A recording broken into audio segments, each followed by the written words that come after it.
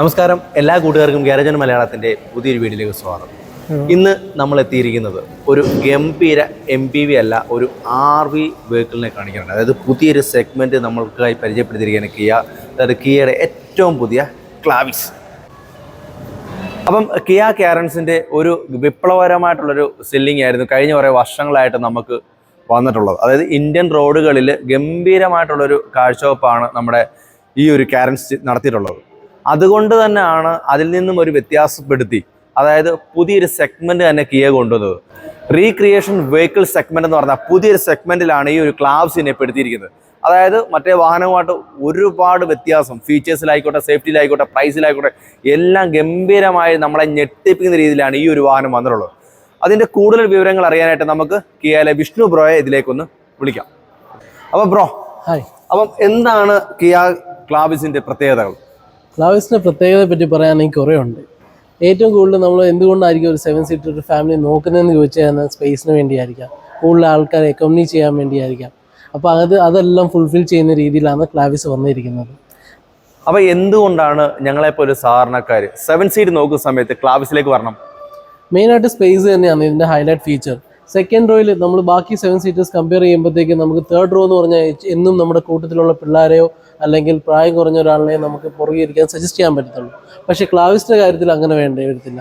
ആർക്ക് വേണമെങ്കിലും ബാക്കിലോട്ട് ഇരിക്കാം. നമ്മുടെ ഫാദറിനും മദറിനോടും വേണമെങ്കിൽ പറയാം, സജസ്റ്റ് ചെയ്യാൻ പറ്റും ബാക്കിൽ സീറ്റിലിരിക്കുക. കാരണം സെക്കൻഡ് റോയിൽ ഇരിക്കുക കംഫർട്ട്, കൺവീനിയൻസ്, അതേ കൺവീനിയൻസ് തന്നെയായിരിക്കും തേർഡ് റോയിലും നമുക്ക് ഇതിനകത്ത് കിട്ടുന്നത്. തേർഡ് റോയിലെ യാത്ര അതിഗംഭീരമാണ്. സേഫ്റ്റിയെ പറ്റി വന്നു കഴിഞ്ഞാൽ എന്തൊക്കെയായിരിക്കും കാര്യങ്ങൾ? സേഫ്റ്റിയുടെ കാര്യത്തിൽ കിയ ഓൾറെഡി ഭയങ്കര സേഫ്റ്റി മെഷേഴ്സ് ഭയങ്കരമായിട്ട് ശ്രദ്ധിക്കുന്ന ടീമാണ്. അപ്പോൾ ഒരു രീതിയിലുള്ള കോംപ്രമൈസ് നമ്മുടെ സേഫ്റ്റിയുടെ കാര്യത്തിൽ ഇല്ല. നോക്കുകയാണെങ്കിൽ വേണ്ടി തൊട്ട് air bag, ABS, ABD, break assist, vehicle stability management, electronic stability control, hill assist control, down hill control, even down hill break control എന്ന് പറയുമ്പോഴത്തേക്ക് ആ ഫീച്ചർ എന്ന് പറഞ്ഞു കഴിഞ്ഞാൽ ഓൾറെഡി ലക്ഷറി വെഹിക്കിൾസിന് മാത്രം വരുന്ന ഒരു ഫീച്ചറായിരുന്നു നമുക്ക് ഇതിനകത്ത് പ്രൊവൈഡഡ് ആണ്. TPMS, ടയർ പ്രഷർ മോണിറ്റർ, ഏത് ടയറിൽ എത്ര കൃത്യമായി കാറ്റുണ്ടെന്ന് നമുക്ക് കൃത്യമായി അറിയാൻ പറ്റും. അതൊക്കെ ഭയങ്കര യൂസ്ഫുൾ ആയ ഫീച്ചേഴ്സാണ് വരുന്നത്. അപ്പോൾ ഓക്കെ ബ്രോ, അപ്പം എന്തായാലും നമുക്കിനി ബാക്കി ഡീറ്റെയിൽസിലൊക്കെ പോവാം. ഓക്കെ. അപ്പോൾ ഗൈസ്, നമുക്ക് പതുപോലെ തന്നെ വാഹനത്തിൻ്റെ മുൻഭാഗത്ത് തന്നെ ആരംഭിക്കാം. ക്ലാവിസിൻ്റെ ഫ്രണ്ട് ലുക്ക് വരുന്ന സമയത്ത് നമ്മൾ എത്ര പറഞ്ഞാലും തീരാത്ത രീതിയിലുള്ള അന്യായ ഡിസൈനാണ്. കിയ ഇതിനെ വിളിക്കുന്നത് ടൈഗർ നോസ് ഫേസ് ഡിസൈൻ എന്നാണ്. അതായത് ടൈഗറിൻ്റെ ഫേസിലേക്ക് അല്ലെങ്കിൽ അതിൻ്റെ ന്യൂസിലേക്ക് നോക്കുന്ന ആ ഒരു ലുക്ക് ആണെന്നാണ് നമുക്ക് ഒരു ഫ്രണ്ടിൽ നിന്ന് മനസ്സിലാവുന്നത്. ഏറ്റവും അഡീഷണൽ ആയിട്ട് കൊണ്ടുവന്നിരിക്കുന്ന ഈ സൈഡിൽ കാണുന്ന ഈ ഒരു ഹെഡ് ലാമ്പ് യൂണിറ്റാണ്. ഇതിലൊരു ഗംഭീര DRL കണക്ട് വരുന്നുണ്ട്. ഇതിനെ കിയ വിളിക്കുന്നത് സ്റ്റാർ മാപ്പ് LED ഹെഡ് ലാമ്പ് എന്നാണ്. വളരെ ഐസ് ക്യൂബ് ടൈപ്പ്, വളരെ ഗംഭീരമായിട്ട് അതിൽ ഹെഡ് ലാമ്പിൽ കണക്റ്റഡ് ആയിട്ട് അതിൽ DRLും ഈ DRL തന്നെയാണ് നമുക്ക് ഇൻഡിക്കേറ്റർ യൂണിറ്റായിട്ടും വർക്ക് ചെയ്യുന്നത്. അത് വളരെ ഭംഗിയാണ്, വളരെ ഫ്യൂച്ചറിസ്റ്റിക് ഡിസൈനാണെന്ന് നമുക്ക് പറയാനായിട്ട് സാധിക്കും. സെൻട്രലായിട്ട് നമുക്ക് കിയയുടെ ഒരു ഗംഭീര ഡിസൈനൊക്കെ തന്നെ കൊടുത്തിട്ടുണ്ട്. അതൊക്കെ വളരെ ഭംഗിയാണ്. പിന്നീട് നമുക്ക് താഴേക്ക് വരുന്ന സമയത്ത് ഒരു EVയെ ഓർമ്മപ്പെടുന്ന രീതിയിലേക്കാണ് വാഹനത്തിൻ്റെ ഒരു ഫ്രണ്ട് ലുക്ക് കൊടുത്തിട്ടുള്ളത്. പിന്നീട് ഈ ഒരു വാഹനം ടോപ്പ് എൻഡ് ആയതുകൊണ്ട് തന്നെ സെൻട്രലായിട്ട് നമുക്ക് ക്യാമറ വന്നിട്ടുണ്ട്. അതേപോലെ തന്നെ വലിയൊരു ഗ്ലാസ് ഏരിയ ആണ് വന്നിട്ടുള്ളത്. അതിൽ തന്നെ ADAS ലെവൽ 2ൻ്റെ ക്യാമറയും നമുക്ക് കാണാനായിട്ട് സാധിക്കും. താഴെ വരുന്ന സമയത്ത് നീട്ടി വലിച്ച് 4 ഫ്രണ്ട് പാർക്കിംഗ് സെൻസേഴ്സ് കൊടുത്തിട്ടുണ്ട്. താഴെയായിട്ട് വളരെ ഭംഗിയായിട്ട് ക്രോം ഫിനിഷിലൊരു സ്കിപ്പ് ലൈറ്റും കാണാനായിട്ട് സാധിക്കും. വളരെ വലിയ എയർ ഡാമൊക്കെയാണ് വന്നിട്ടുള്ളത്. അതൊക്കെ വണ്ടിയുടെ ഭംഗി ഏറെ വർദ്ധിപ്പിക്കുന്നുണ്ട്. പിന്നീട് നമുക്ക് വാഹനത്തിൻ്റെ വശക്കാഴ്ച നോക്കാം. അതായത് മുൻഭാഗം പോലെ തന്നെ നമുക്ക് സൈഡിലേക്ക് വരുന്ന സമയത്തും ഏറെ വ്യത്യസ്തത കൊണ്ടുവന്നിട്ടുണ്ട് കമ്പനി. അതിലേറ്റവും ആദ്യമായിട്ട് നമ്മൾ പറയുന്നത് ഈ കാണുന്ന 17 ഇഞ്ചിൻ്റെ ഒരു ഡയമണ്ട് കട്ട് ഗംഭീര അലോയ്സ് ആണ്. ഇതിൽ നമുക്ക് 4 വീലിലും നമുക്ക് ഡിസ്ക് ബ്രേക്കാണ് വരുന്നത്. അതൊരു പ്രധാന കാര്യമാണ്. അതേപോലെ തന്നെ വളരെ ഭംഗിയായിട്ട് തന്നെ ഈ വാഹനത്തിൻ്റെ ലെങ്ത്തും വിത്തും എല്ലാം തന്നെ നമുക്ക് ഇവിടെ നിന്ന് തന്നെ ക്ലിയർ ആവും. അതായത് ഏകദേശം ഒരു കറക്റ്റ് ഒരു ഇന്നോവയുടെ ലെങ്ത്ത് തന്നെ നമുക്ക് വാഹനത്തിനെ നോക്കുന്ന സമയത്ത് മനസ്സിലാവുന്നുണ്ട്. അതായത് ഈ ഒരു വാഹനത്തിൻ്റെ ഹൈറ്റ് വരുന്ന സമയത്ത് നമുക്ക് 1708 മില്ലിമീറ്ററാണ് വാഹനത്തിൻ്റെ ഹൈറ്റ് വരുന്നത്. അതേപോലെ തന്നെ വാഹനത്തിൻ്റെ ലെങ്ത്ത് വരുന്നത് 4550 മില്ലിമീറ്ററാണ്. അപ്പോൾ തന്നെ വാഹനത്തിൻ്റെ സ്പേസ് എത്രത്തോളം ഉണ്ടെന്ന് നിങ്ങൾക്ക് എല്ലാവർക്കും മനസ്സിലായി കാണും. ഈ ഒരു സെഗ്മെൻറ്റ് തന്നെ ഏറ്റവും കൂടുതൽ വീൽ ബേസ് ഉള്ളൊരു വാഹനമാണ്. പിന്നീട് നമുക്ക് എടുത്തു പറയേണ്ടത് വാഹനത്തിൻ്റെ ഒരു ഗ്രൗണ്ട് ക്ലിയറൻസ് ആണ്. അതായത് 195 മില്ലിമീറ്ററാണ് ഈ ഒരു വാഹനത്തിൻ്റെ ഗ്രൗണ്ട് ക്ലിയറൻസ് വരുന്നത്. അപ്പോൾ തന്നെ നമുക്ക് ഏതൊരു പർപ്പസിനും ഈ ഒരു വാഹനം യൂസ് ചെയ്യാമെന്നുള്ള കാര്യം മനസ്സിലായിട്ടുണ്ട്. 360 ക്യാമറ കാണാനായിട്ട് സാധിക്കും. അതിൽ തന്നെ ഇൻറ്റഗ്രേറ്റ് ചെയ്ത ഇൻഡിക്കേറ്റർ ഉള്ള ഒരു സൈഡ് വ്യൂ മിറർ നമുക്ക് കാണാനായിട്ട് സാധിക്കും. താഴെയായിട്ടൊരു ഫുഡ് സ്റ്റെപ്പ് പോലൊരു അലൂമിനിയം പോർഷനൊക്കെ വന്നിട്ടുണ്ട്. അതൊക്കെ വളരെ ഭംഗിയായിട്ടുണ്ട്. ഗംഭീരമായിട്ടുള്ള ഡോർ ഹാൻഡിൽസ് വന്നിട്ടുണ്ട്. ഫ്രണ്ടിൽ തുടങ്ങുന്ന ഈ ഒരു ക്രോം എലമെൻറ്റ് നേരെ ബാക്കിലേക്ക് വന്നിട്ടുണ്ട്. അതൊക്കെ വളരെ ഭംഗിയായിട്ട് തന്നെ തോന്നിപ്പിക്കുന്നുണ്ട്. പിന്നീട് വളരെ ഷാർപ്പായിട്ടുള്ള കട്ടിങ് ലൈനുകളൊക്കെ വന്നിട്ടുള്ള ബോഡി ലൈനാണ് സൈഡിൽ വന്നിട്ടുള്ളത്. അതുകൊണ്ടൊക്കെ വാഹനത്തിന് കുറച്ചൊരു ബലം നമുക്ക് കാഴ്ചയിൽ ഫീൽ ചെയ്യുന്നുണ്ട്. വളരെ വലിയ റൂഫ് റെയിൽ വാഹനത്തിന് വന്നിട്ടുണ്ട്. അതും ഇതിൻ്റെ ഒരു സൗന്ദര്യത്തെ വർദ്ധിപ്പിക്കുന്നുണ്ട്. ഫ്രണ്ടിൽ തുടങ്ങിയ ഒരു സ്റ്റീൽ ലൈൻ നേരെ ബാക്കിലേക്ക് വളരെ ബൂമറാങ് സ്റ്റൈലിൽ കൊണ്ടെത്തിച്ചിട്ടുണ്ട്. വളരെ വലിയ ക്വാർട്ടർ ഗ്ലാസ് ആണ് ഈ ഒരു വാഹനത്തിൻ്റെ സി പില്ലർ ഭാഗത്ത് വന്നിട്ടുള്ളത്. അതൊക്കെ വളരെ ഭംഗിയായിട്ടുണ്ട്. പിന്നീട് നമുക്ക് പിൻഭാഗത്തേക്ക് വന്നു കഴിഞ്ഞാൽ ഇതാണ് കാരംസിൻ്റെ ഒരു പിൻഭാഗ ഡിസൈൻ.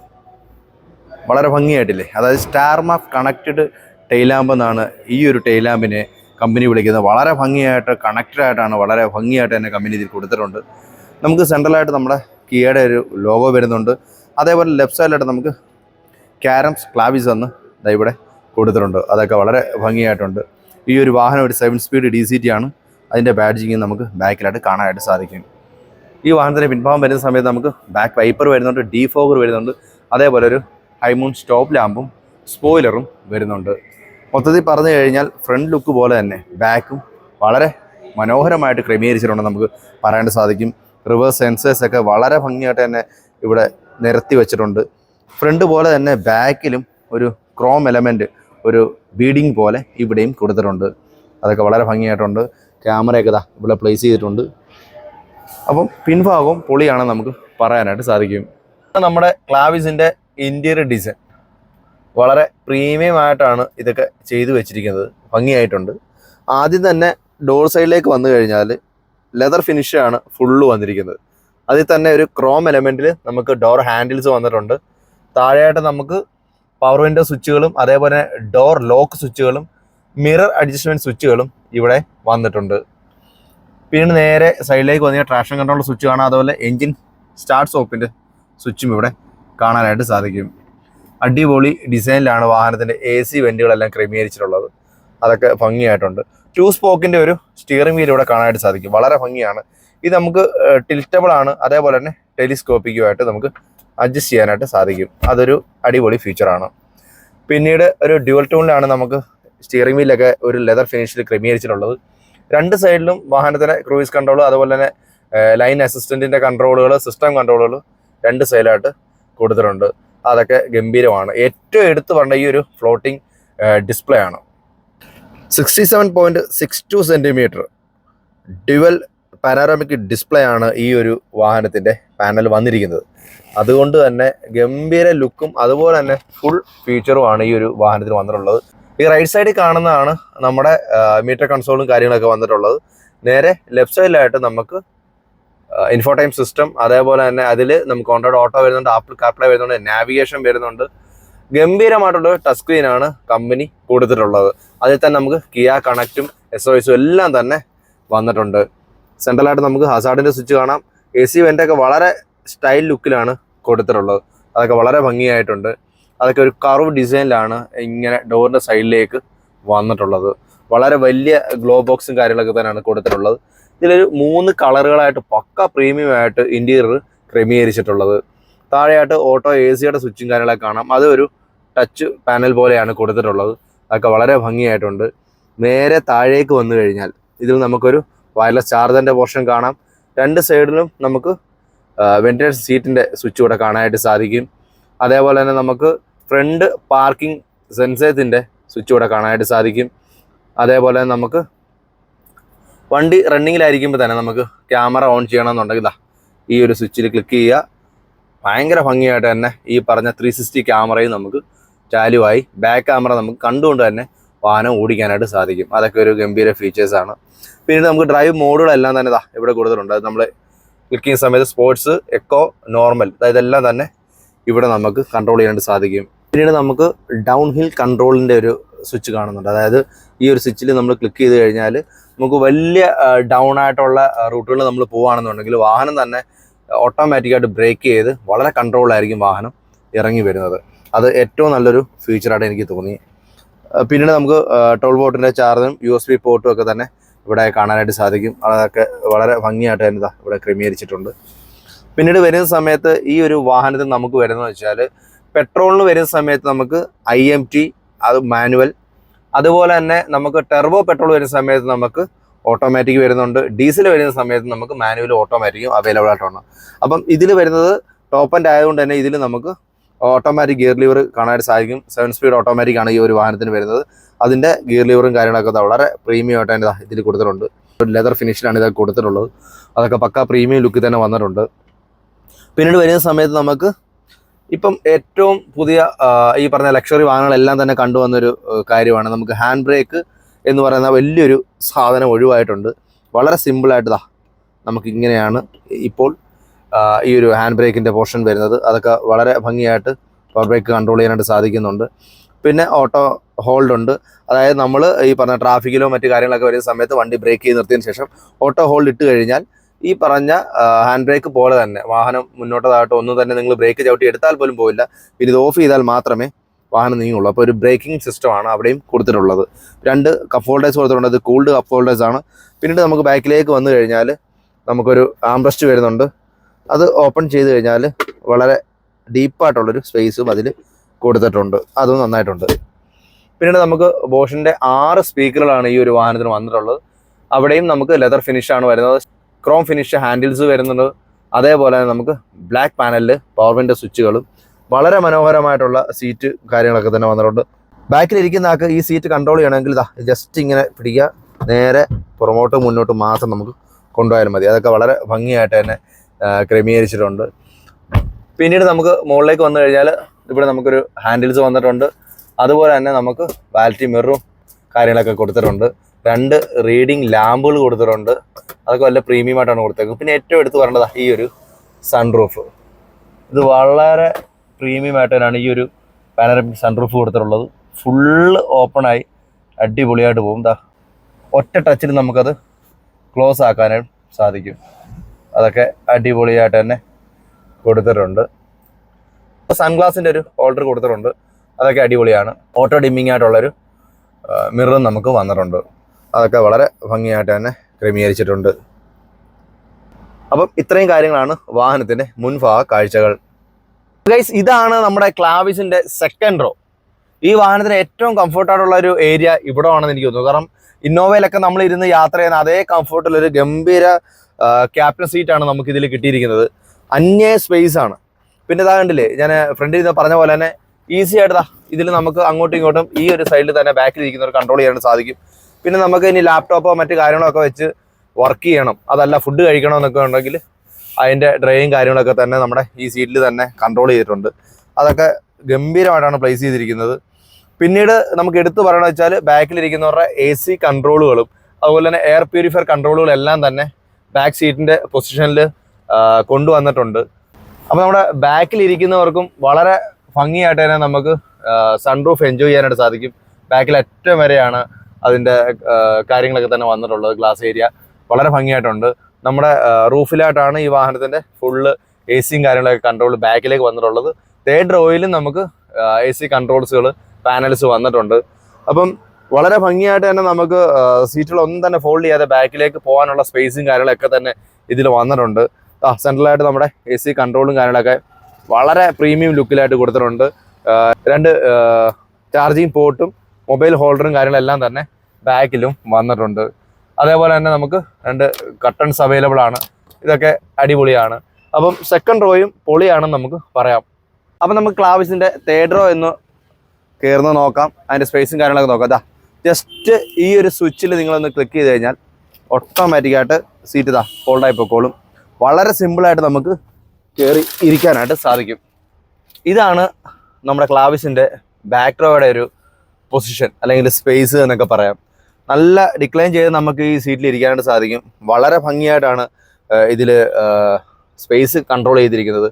ഇതിൽ തന്നെ നമുക്ക് AC വെൻറ്റിങ് കാര്യങ്ങളൊക്കെ തന്നെ ബാക്കിലേക്ക് ഇവിടുന്ന് വന്നിട്ടുണ്ട്. റീഡിങ് ലാമ്പ് വന്നിട്ടുണ്ട്.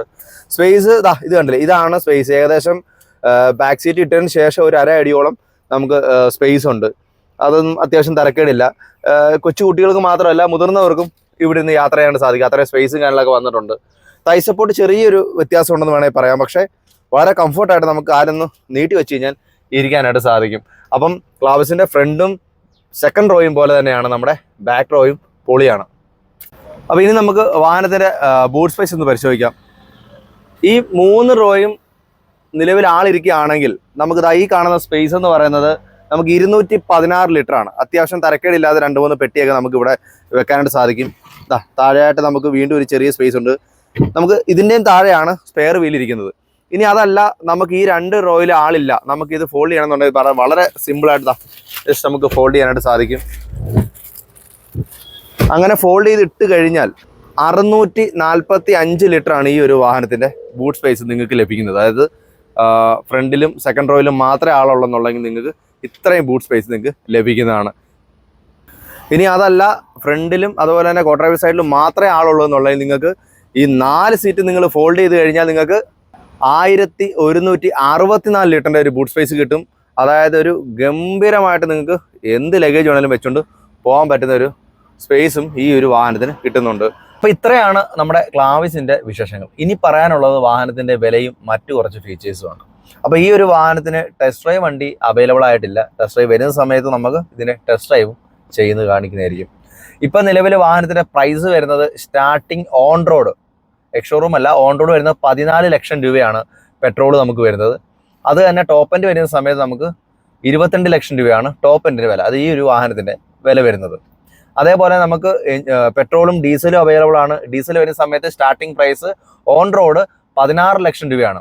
ഈ 16 ലക്ഷം രൂപയ്ക്ക് മേടിക്കുന്ന ഈ ഒരു വാഹനത്തിന് 22 കിലോമീറ്റർ മൈലേജുണ്ട്. നമ്മുടെ CRDI നമ്മുടെ ഇതിനു മുമ്പ് കണ്ടിട്ടുള്ള സോണറ്റിലും അതേപോലെ തന്നെ നമ്മുടെ ഹ്യുണ്ടായി വെന്യൂലും ക്രെറ്റയിലൊക്കെ തന്നെ കണ്ടുവന്ന ഗംഭീരമായിട്ടുള്ള എഞ്ചിനാണ് ഈ ഒരു വാഹനത്തിന്. 1.5 4 സിലിണ്ടർ എഞ്ചിനാണ് വരുന്നത്.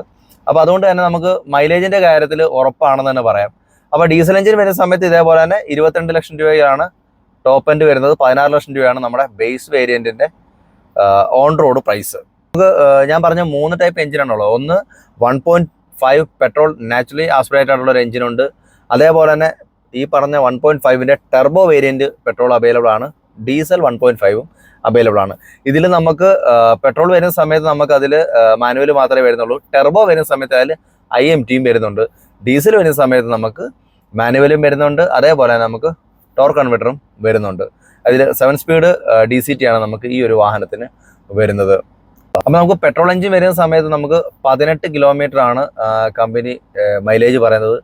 അത്യാവശ്യം തരക്കേടില്ലാത്ത മൈലേജ് വാഹനത്തിന് കിട്ടുമെന്ന് തന്നെ പ്രതീക്ഷിക്കും. കാരണം കിയയുടെ ഇതിന് മുമ്പുള്ള പല വാഹനങ്ങളുടെയും പെട്രോൾ എഞ്ചിൻ്റെയും ഡീസൽ എഞ്ചിൻ്റെയും മൈലേജ് നമുക്ക് അറിയാവുന്നൊരു കാര്യമാണ്. കാരണം വർഷങ്ങളായിട്ട് റോഡിലോടി തരക്കവും പഴക്കവും വന്നൊരു വാഹനം തന്നെയാണ് ഈ പറഞ്ഞ കിയകളുടെ പല എഞ്ചിനിലും ഇരിക്കുന്നത്. സേഫ്റ്റിയുടെ കാര്യം പറയാനാണെങ്കിൽ നമുക്ക് ബേസ് വേരിയൻ്റ് തൊട്ട് 6 എയർ ബാഗ് വരുന്നുണ്ട്, ABS വരുന്നുണ്ട്, ഹിൽ ഹോൾ അസിസ്റ്റൻറ്റ് വരുന്നുണ്ട്. അതേപോലെ തന്നെ 4 വീലും നമുക്ക് ഡിസ്ക് ബ്രേക്കാണ് വരുന്നത്. അഡാസ് ലെവൽ 2 പോലുള്ള ഗംഭീര സേഫ്റ്റി ഫീച്ചേഴ്സ് വരുന്നുണ്ട്. അപ്പോൾ സേഫ്റ്റിയുടെ കാര്യത്തിലും ഇവൻ പൊളിയാണെന്ന് നമുക്ക് പറയാനായിട്ട് പറ്റും. ഏറ്റവും കൂടുതൽ 7 സീറ്റർ എടുക്കുന്ന ആൾക്കാരുടെ മനസ്സിലേക്ക് വരുന്ന ഏറ്റവും പ്രധാനപ്പെട്ട ബേസിക് നീഡ് എന്ന് പറയുന്നത് സ്പേസ് ആണ്. അപ്പം ഈ ഒരു വാഹനത്തിൽ സ്പേസിൻ്റെ കാര്യത്തിൽ ഒരു കോംപ്രമൈസും ചെയ്തിട്ടില്ല. കാരണം 3 റോയും വളരെ നന്നായിട്ടിരിക്കാൻ പറ്റും. വളരെ ഭംഗിയുള്ള കുഷനിങ്ങും കാര്യങ്ങളൊക്കെയാണ്. വളരെ ഗംഭീരമായിട്ടും വളരെ കംഫർട്ടായിട്ടും നമുക്ക് യാത്ര ചെയ്യാൻ സാധിക്കും. അപ്പോൾ സ്പേസിൻ്റെ കാര്യത്തിലായിക്കോട്ടെ, അതുപോലെ മൈലേജിൻ്റെ കാര്യത്തിലായിക്കോട്ടെ, പുതിയ ലുക്കിൻ്റെ കാര്യത്തിലായിക്കോട്ടെ, ഫീച്ചേഴ്സിൻ്റെ കാര്യത്തിലായിക്കോട്ടെ, സേഫ്റ്റിയുടെ കാര്യത്തിലായിക്കോട്ടെ, എല്ലാം വളരെ ഗംഭീരമായിട്ട് തന്നെയാണ് ഈ ഒരു വാഹനം വന്നിരിക്കുന്നത്. അത് ഈ ഒരു സെഗ്മെൻറ്റ് തന്നെ ടോപ്പ് 1 വാഹനമാണ് ഈ ഒരു പ്രൈസിൽ വെച്ച് നോക്കുമ്പോൾ നമുക്ക് ക്ലാവിസ് എന്ന് നമുക്ക് പറയാനായിട്ട് സാധിക്കും. അപ്പം ഈ ഒരു വാഹനം നമുക്ക് ടെസ്റ്റ് ഡ്രൈവിനായി തന്നിരിക്കുന്നത് ചേപ്പാടുള്ള കിയ മോട്ടോഴ്സ് ആണ്. അപ്പം നിങ്ങൾക്ക് കിയ സംബന്ധമായിട്ടുള്ള എന്ത് സംശയത്തിനും, അതായത് സെയിൽസിനായിക്കോട്ടെ, സർവീസിനായിക്കോട്ടെ, ക്ലാവിസിൻ്റെ ബുക്കിങ്ങിനായിക്കോട്ടെ, താഴെ കാണുന്ന നമ്പറിൽ നിങ്ങൾക്ക് കോൺടാക്ട് ചെയ്യാവുന്നതാണ്. അപ്പം അഡീഷണൽ ഗംഭീരമായ കുറേ ഏറെ ഓഫറുകളെല്ലാം തന്നെ ഇവിടെ വന്നിട്ടുണ്ട്. അപ്പം നിങ്ങൾ ഈ നമ്പറുമായി ബന്ധപ്പെടുകയാണെങ്കിൽ കൂടുതൽ ഡീറ്റെയിൽസ് നിങ്ങൾക്ക് അറിയാനായിട്ട് സാധിക്കും. അപ്പോൾ ഇത്രയും കാര്യങ്ങളാണ് ഈ ഒരു വാഹനത്തിൻ്റെ വിശേഷങ്ങൾ. അപ്പോൾ ഉടൻ തന്നെ നമ്മൾ അടുത്തൊരു വീഡിയോ വരുന്നതായിരിക്കും. അതുവരെ എല്ലാ കൂട്ടുകാരും ചാനൽ സബ്സ്ക്രൈബ് ചെയ്തിട്ട് നമ്മളെന്ന് സപ്പോർട്ട് ചെയ്യുക. അപ്പോൾ ബൈ.